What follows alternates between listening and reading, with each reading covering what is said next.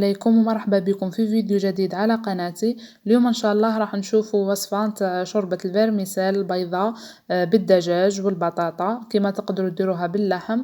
راح تكون وصفة سريعة التحضير تتناسب في سائر الايام في ايام رمضان، ومكوناتها راح تكون بسيطة. بالنسبة لطريقة التحضير، انا هنا جبت لاكوكوت اللي راح نطيب فيها الشوربة نتاعي، حطيت فيها كمية تاع الزيت، نخلي الزيت نتاعي حتى يسخن مليح فوق النار،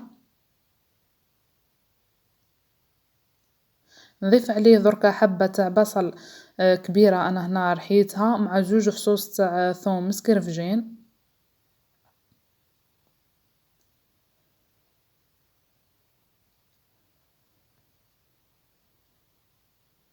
نخلطهم هكا مع الزيت باش يدخلوا في بعضهم.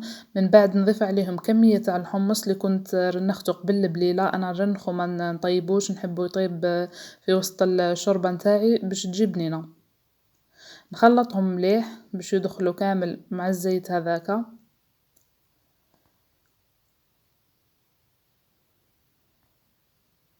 نضيف عليهم دركا المرصو تاع الدجاج اللي رايحه نديرو، انا هنا استعملت كويس كما تقدروا تستعملوا الصدر تاع الدجاج او قطع من اللحم.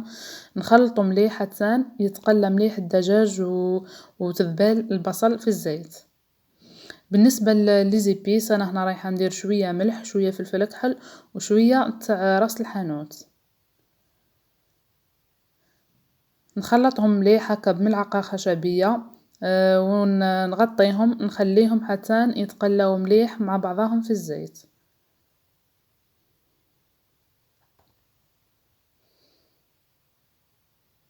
هنا بعد ما ذبالت البصل ونشفت من كامل هذاك الماء والدجاج تاعي تقلى في الزيت، نزيد عليهم شوية جمبو دجاج.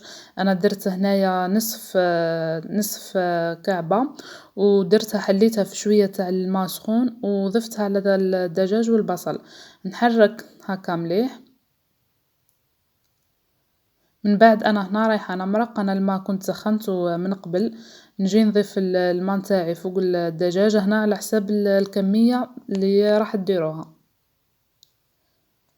وشي ديروا حسابكم باللي راهي من بعدا راح تنقص هنا المرق بعد ما يطيب الدجاج. نخلطها مليح.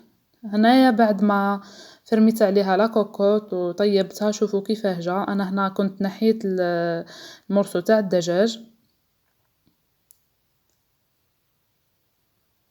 نجي دركا نضيف عليها شويه نتاع المعدنوس اللي كنت قطعته رقيق.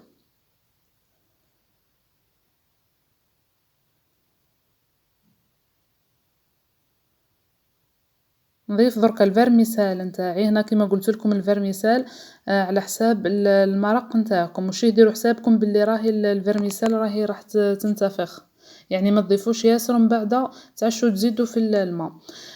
نضيف دركا نص عصير تاع حبه قارص، نخلط مليح. شوفوا هنا بعد ما طابت هذيك الفرميسال، هنا مام با 2 دقائق راح تطيب معاكم. شوفوا كيفاه تجي القوام تاعها. نجي درك انا هنا حبيت نضيف لها البطاطا المقليه، يعني ماهيش لازمه، انا حبيت نضيفها كما تقدروا ما تضيفوهاش. كنت قليتها من قبل. نضيفها الشوربه نتاعي، يعني راح تعطيها بنه. انا هنا راني طفيت النار، رايحه نضيف برك هذيك البطاطا كيما هكا باش تتخلط معاهم.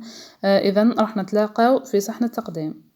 هنا بعد ما حطيت الشوربه تاعي في صحن التقديم وزينتها بالمرصو تاع الدجاج وطرونج تاع القارص، شوفوا كيفاه جات الشوربه نتاعي. اذا هذه هي وصفتنا تاع نهار اليوم، ان شاء الله تكون عجبتكم وتكون خفيفه على قلوبكم، واذا عجبتكم جربوها وقولوا لي كيفاه جاتكم، وما تنساوش ديروا لي اشتراك للقناه وجام، والى وصفه اخرى ان شاء الله.